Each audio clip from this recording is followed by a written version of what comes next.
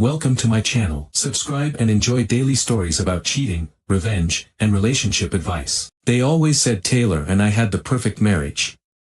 We were the couple people envied, the ones who seemed to have it all figured out.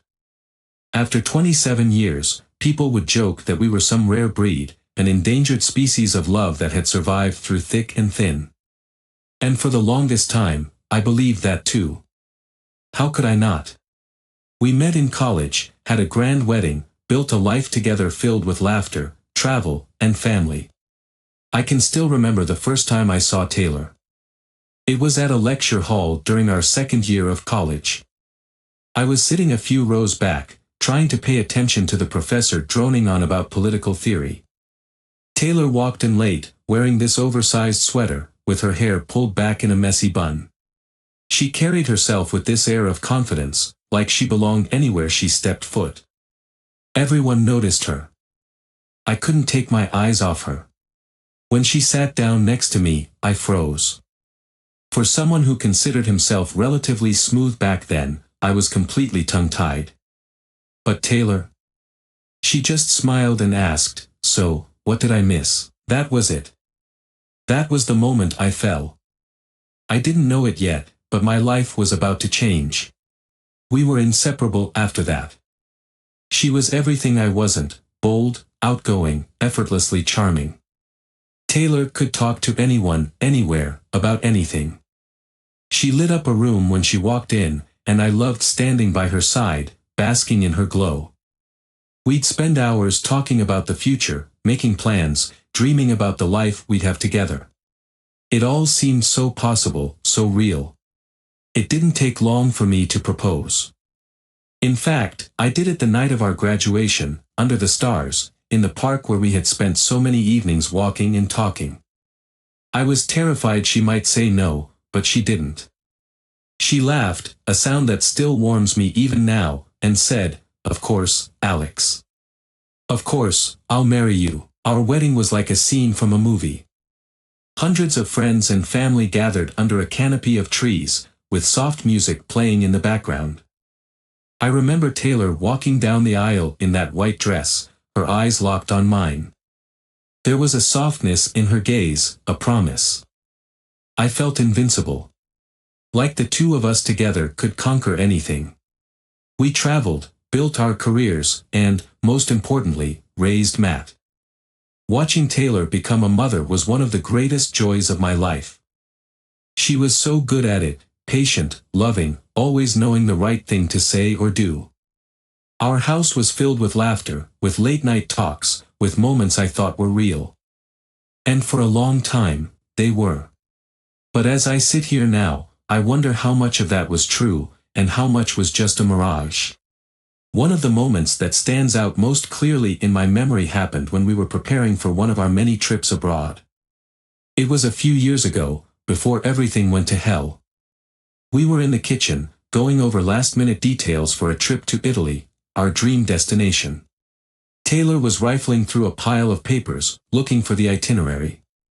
"Alex, did you put the passports in the bag?" she asked, her voice slightly frantic. I laughed. "Taylor, relax. I've got them right here. You know I'm the one who keeps everything organized, right?" She rolled her eyes but smiled at me in that way she always did when I teased her. "Well, if you didn't micromanage everything, I wouldn't have to worry about it." "Micromanage?" I raised an eyebrow. "I'm just making sure we don't get stuck in the airport for hours because someone forgot the passports." Taylor smirked. "Fine, you win this round. But next time, I'm handling the details." "Oh sure, because that always goes so smoothly," I replied, grinning as I held up our tickets. "Remember Paris? You forgot our hotel reservation, and we ended up wandering the streets for hours." She threw a napkin at me, laughing. "We found a better place, didn't we? Besides, I seem to recall you enjoyed the adventure." I did. I always loved the way she could turn a disaster into an adventure. It was one of the things that made me fall in love with her in the first place. Those were the moments that felt real. The laughter, the teasing, the way we fit together. It wasn't always perfect, but it was ours, and I never doubted for a second that Taylor and I were in it for the long haul. We built our lives on shared dreams, on the belief that we were stronger together than we ever could be apart. When Matt was born, everything seemed to click into place. We were partners in every sense of the word.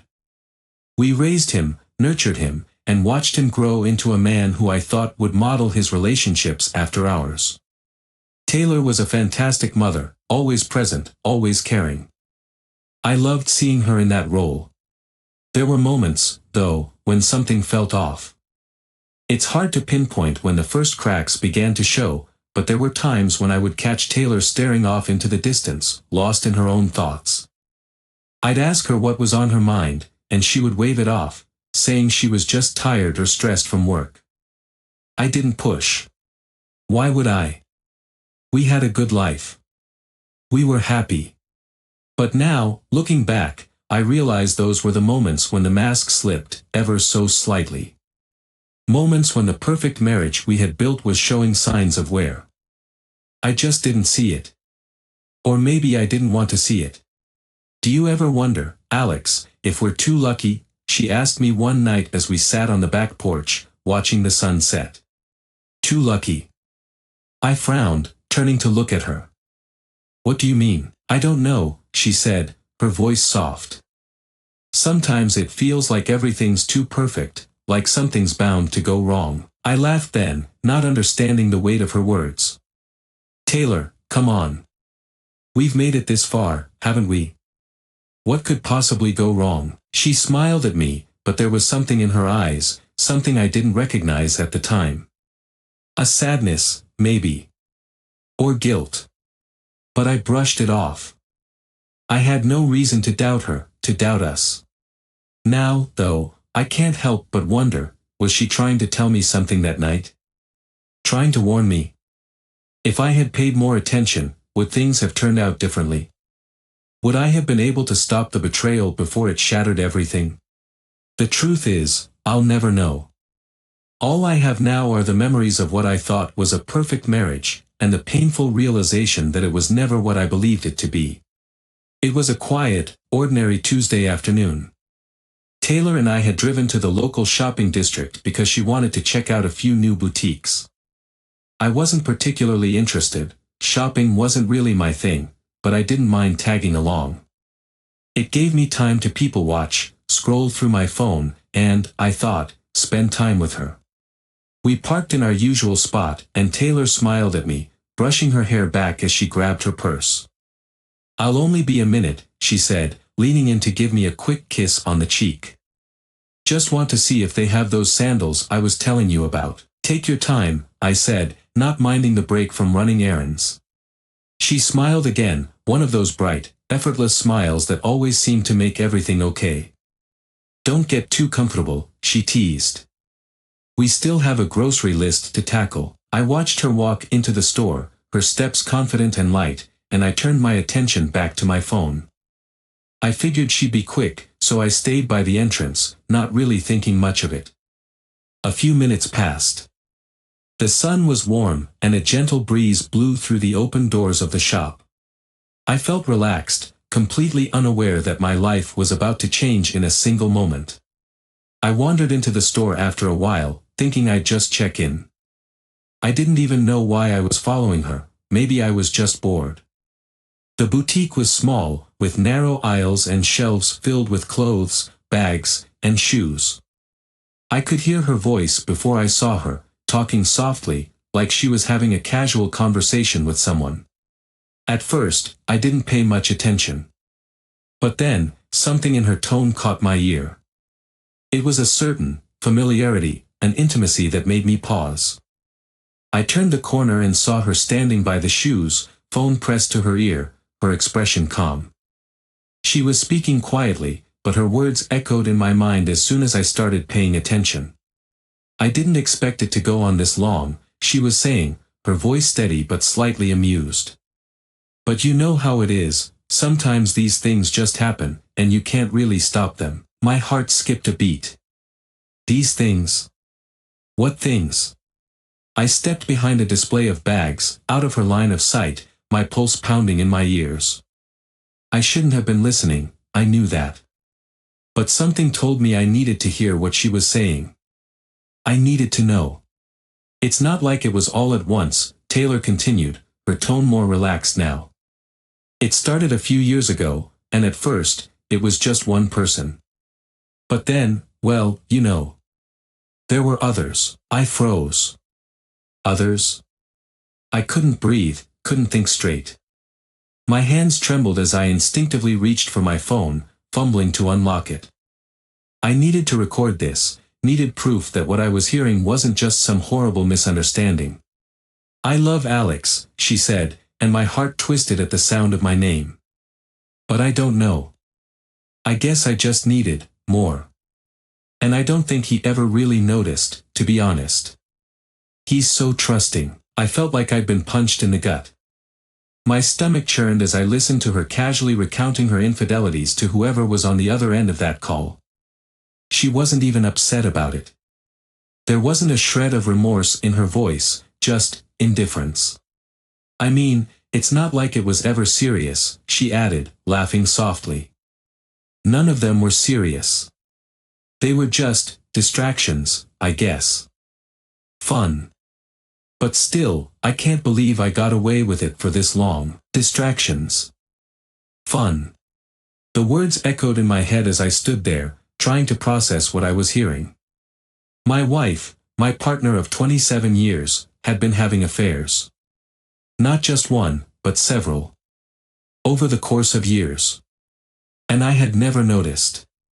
I stayed frozen behind the display, my phone now recording, as Taylor wrapped up her call.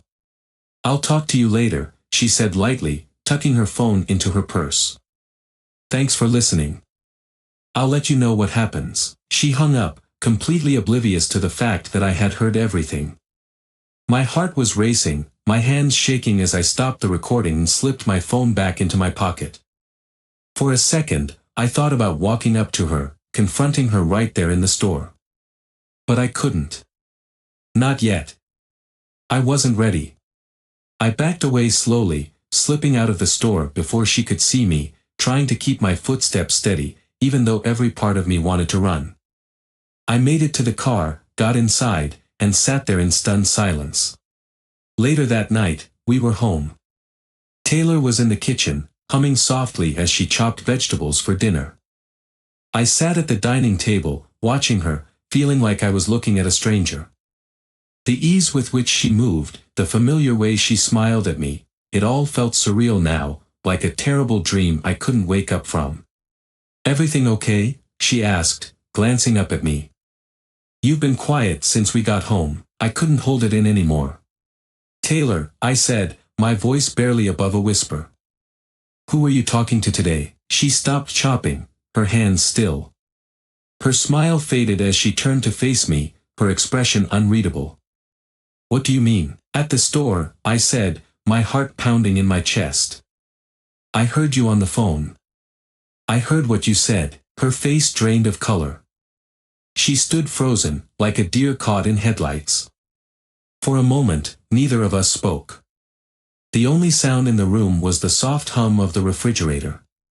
I don't know what you're talking about, she finally said, her voice tight, defensive. Don't lie to me, I said, my voice rising despite my effort to keep calm. I heard everything, Taylor. You were talking about affairs. About how you've been, seeing other people. For years. Taylor's eyes widened, and for a second, I saw a panic flash across her face. But she quickly masked it, setting the knife down and wiping her hands on a dish towel. Alex, it's not what you think, she said, her voice trembling slightly. It wasn't serious. It didn't mean anything. Didn't mean anything. I echoed, incredulous. You cheated on me. Repeatedly. How could that not mean anything? She took a deep breath, stepping closer to me, her hands shaking. I didn't mean to hurt you. I don't know. I needed something different. But I love you, Alex. I've always loved you. I shook my head, backing away from her. Don't, I said, my voice breaking. Don't tell me you love me after what you've done. Tears welled up in her eyes, but I couldn't find it in me to care. All I could think about were the years of lies, the nights we had spent together, the moments that now felt tainted. "I'm so sorry," she whispered, her voice barely audible. "I never wanted to hurt you, but it was too late. The damage was done." And as I looked at her, standing there in our kitchen, I knew that nothing would ever be the same again. I hadn't slept a single minute the night before. I lay there in bed, staring at the ceiling, my mind replaying the phone call in the boutique like a sick, endless loop. Taylor lay next to me, breathing softly in her sleep, as if nothing had changed. As if the world hadn't just shifted beneath my feet. By the time the first light of dawn filtered through the curtains, I had made up my mind. I couldn't ignore this. I couldn't just pretend it hadn't happened. I needed to confront her, to hear the truth directly from her lips, no matter how painful it might be.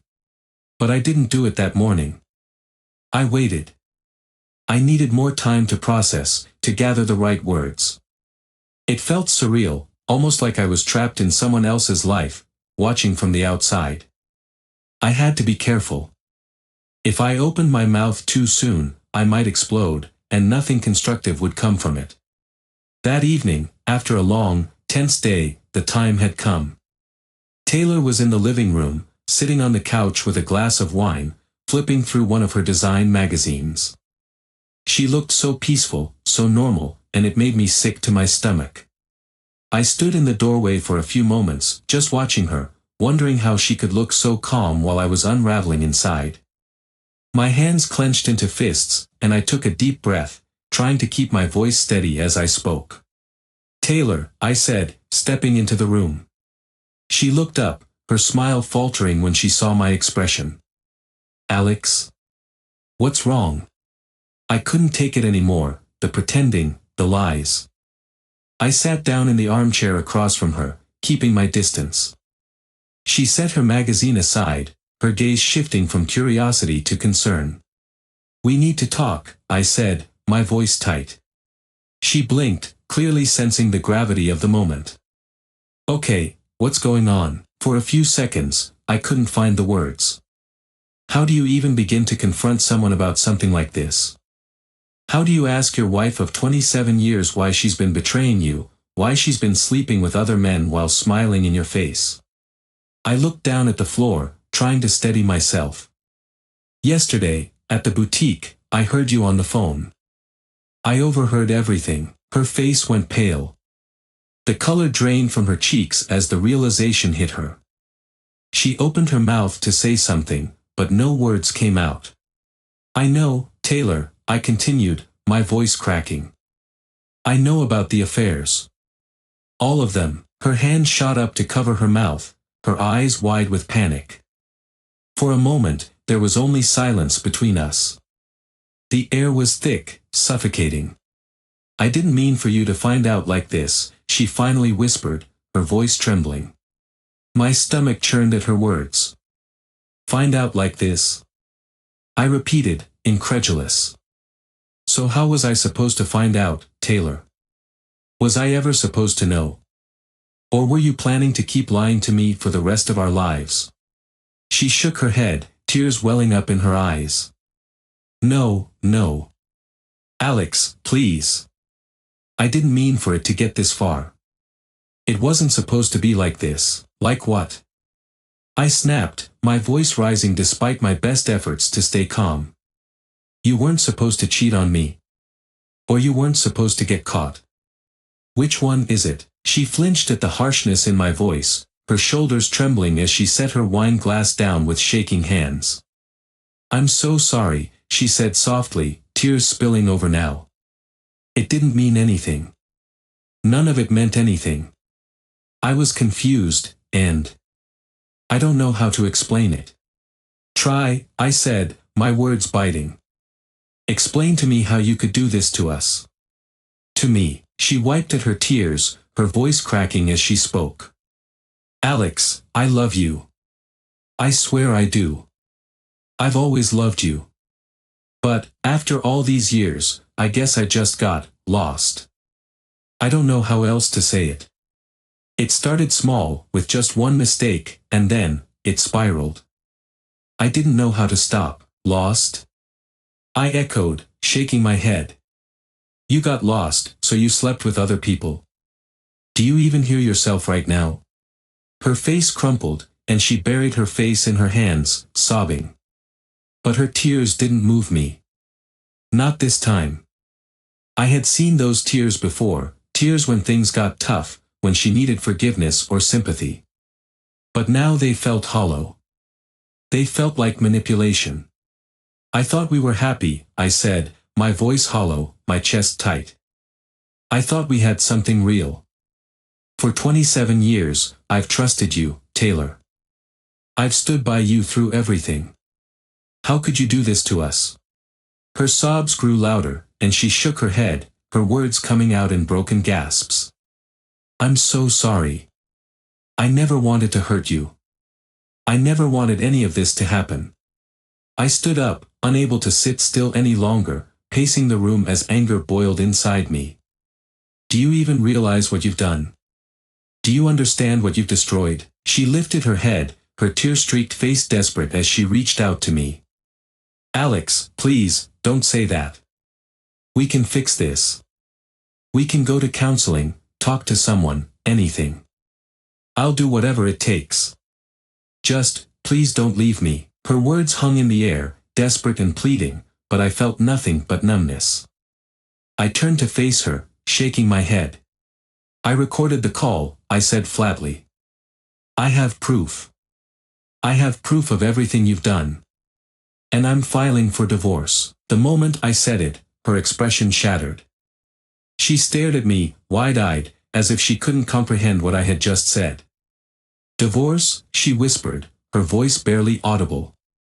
No, Alex, please, no. I can't do this anymore, I said, my voice breaking.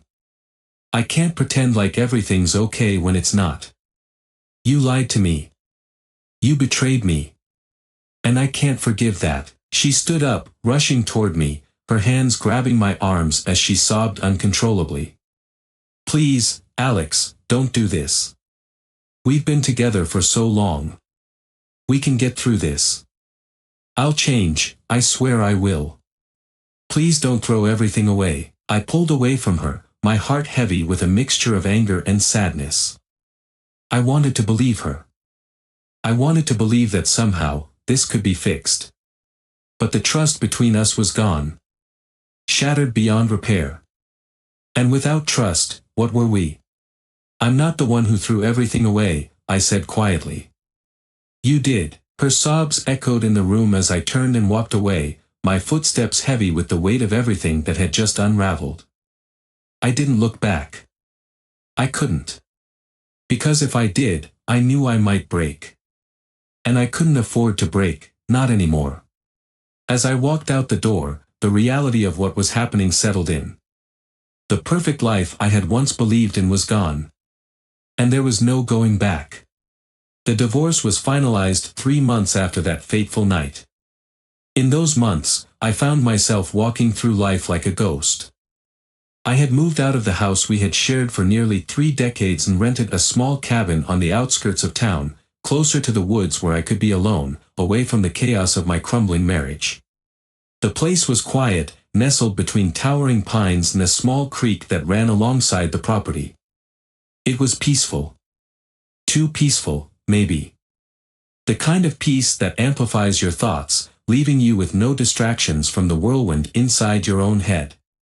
I spent a lot of time out on the porch, staring at the trees, listening to the birds, and trying to figure out what to do next. My phone would buzz from time to time, messages from friends, concerned family members, and even Taylor. But I didn't have the energy to respond to most of them. I needed time to heal. To process. One afternoon, as I sat on the porch, I heard footsteps crunching through the gravel path. I looked up to see my son, Mark, walking toward me, his hands shoved deep into his jacket pockets. He was 25 now, taller than me, with a sharpness in his expression that I recognized from my own reflection. Hey, Dad, he said quietly, stopping at the foot of the steps. I nodded in acknowledgement, gesturing for him to come sit beside me. He took the offer, sitting down on the wooden steps, his eyes scanning the trees like he didn't know what to say. "How's it going?" I asked, breaking the silence. My voice sounded foreign to me, rough, like I hadn't spoken much lately. Mark shrugged, glancing at me out of the corner of his eye. "It's been weird, you know. Mom's been calling me a lot, trying to explain everything." I clenched my jaw, feeling a familiar surge of anger. I had tried to keep Mark out of the middle of this as much as possible, but Taylor had always had a way of dragging people into her messes. "And what's she saying?" I asked, trying to keep my tone neutral. Mark sighed, running a hand through his hair. She's really sorry, Dad. I mean, she's a mess right now. I think she's finally realizing how bad she screwed up." I didn't say anything, just stared at the trees. I had no desire to hear about Taylor's regrets. Not after what she had done. "I haven't been talking to her much," Mark added, his voice quieter now. "I told her I needed some space. It's hard, you know. It's hard to look at her the same way." I felt a pang in my chest at that. Mark had always been close with his mother. They shared a bond one could never fully understand, something about the way they both saw the world. Now, that bond was fractured, and I hated that she had put him in this position. "She's still your mother," I said, surprising even myself with the words. "You don't have to shut her out because of what happened between us." Mark frowned, looking down at the ground. "I know. But it's different now. I can't trust her the way I used to. It's like, she's not the same person anymore." I nodded, understanding all too well what he meant. "People change," I said, my voice low.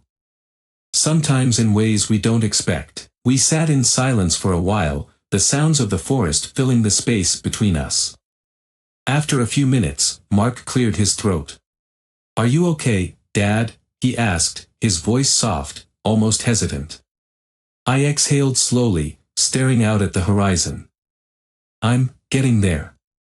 Some days are better than others. But I'm not gonna lie to you, Mark. It's been hard. Really hard." He nodded, his expression thoughtful. "I hate that this happened to you. To us." "I know," I said quietly. "But we'll get through it." As the weeks passed, Taylor's attempts to reach out to me became less frequent. At first, she called almost every day, leaving tearful voicemails, begging for forgiveness, for another chance. I didn't respond. Not because I wanted to punish her, but because I simply didn't have it in me to talk to her. I was still too raw, too angry. One evening, about a month after the divorce was finalized, I received an unexpected visit. I was sitting at the kitchen table, sorting through some paperwork, when there was a knock at the door. I opened it to find Taylor standing on the porch, looking smaller than I'd ever seen her. Her hair was pulled back in a messy bun, her face pale and drawn. She looked broken. "Alex," she said softly, her voice barely above a whisper. "Can I come in?" I hesitated, every instinct telling me to say no, to close the door and protect the fragile peace I had built for myself. But something in her eyes stopped me. I stepped aside, letting her in. She stood in the middle of the living room, looking around the small cabin. "It's nice here," she said, her voice quiet. Peaceful. I didn't respond, just watched her as she fidgeted with the hem of her sweater. Finally, she looked up at me, her eyes filled with tears. "I know I'm the last person you want to see," she said, her voice trembling. "But I needed to come here. I needed to tell you. I'm sorry. I'm so sorry for everything I've done." I crossed my arms over my chest, keeping my distance. "You've already apologized, Taylor." "I know," she said, her tears spilling over now. "But I need you to understand. I never meant for it to end like this. I never meant to hurt you." I sighed, shaking my head. "Taylor, it's not about what you meant. It's about what you did. You broke my trust. You broke our family." She sobbed, covering her face with her hands. "I know. I ruined everything. And now I don't know who I am anymore. I don't know how to fix any of it." Her words hung in the air, heavy with regret. But I couldn't give her what she wanted. I couldn't offer her the forgiveness she was seeking. Not yet. Maybe not ever. "I don't know what to say to you," I said quietly. "I've been trying to rebuild my life, to figure out who I am without you. And that's been hard enough. I can't go back." She nodded, her sobs quieting. "I understand. I'm so lost, Alex. I don't know how to move forward." I looked at her, this woman I had spent nearly 3 decades with, and I realized something: I didn't hate her. I didn't want revenge or retribution. I just wanted peace. For both of us. "You'll figure it out," I said, my voice soft. "You're strong, Taylor. You always have been. But you need to find that strength on your own now." She wiped at her tears, nodding. "I don't know how to say goodbye to you." "You already did," I said, my words heavy with finality. She stood there for a moment, her shoulders slumped, before turning and walking toward the door. As she opened it, she paused, looking back at me one last time. "I hope you find happiness again," she whispered. "I hope you do, too," I said, meaning every word. And with that, she left, the door closing softly behind her. In the weeks that followed, I found myself thinking less and less about Taylor. The anger that had once consumed me had faded into something more manageable, something like acceptance. I knew that I would never forget what had happened, but I also knew that I couldn't let it define me. Not anymore. One morning, as I sat on the porch with a cup of coffee, watching the sun rise over the trees, I felt something I hadn't felt in a long time: hope. The pain was still there, but it was quieter now, less suffocating. And in its place, there was the faintest glimmer of possibility, of a future where I could rebuild, where I could find joy again. It wasn't much. But it was enough.